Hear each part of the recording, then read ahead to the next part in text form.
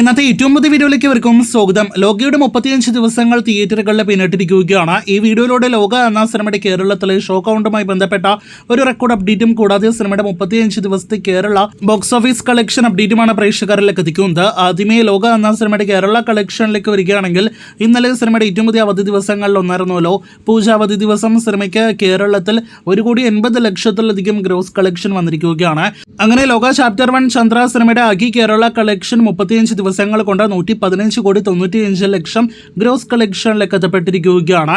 ഇതിനിടയിൽ സിനിമയുടെ കേരള ഷോയുമായി ബന്ധപ്പെട്ട ഒരു ഒഫീഷ്യൽ അപ്ഡേറ്റ് ഇന്ന് വന്നിരിക്കുന്നു. അതുപ്രകാരം കേരളത്തിൽ ഒരു സിനിമയുടെ ആദ്യത്തെ 50,000-ലധികം ഷോകൾ നേടിയെടുക്കുന്ന 50,000 ഷോകൾ കടക്കുന്ന സിനിമയായിട്ട് ലോക ചാപ്റ്റർ 1 ചന്ദ്ര എന്ന സിനിമ മാറിയിരിക്കുന്നു. മലയാളത്തിൽ ആദ്യമായിട്ടാണ് ഒരു സിനിമയ്ക്ക് 50,000-ലധികം ഷോകൾ ലഭ്യമാകുന്നത്.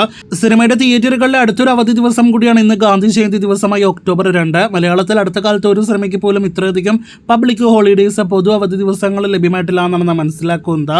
ഓണത്തിന് ഒരാഴ്ച മുന്നേ തിയേറ്ററുകളിലേക്ക് അധിക സിനിമ ഇപ്പോഴത്തെ പൂജാവധി കടന്ന് ദീപാവലി അവധി ദിവസങ്ങളിലേക്ക് കടക്കാനായിട്ട് ഒരുങ്ങുന്നു. അപ്പോൾ ലോകിയുടെ ഫൈനൽ വരെയുള്ള കളക്ഷൻ കണക്കുകൾക്ക് പ്രേക്ഷകർ കാത്തിരിക്കൂ.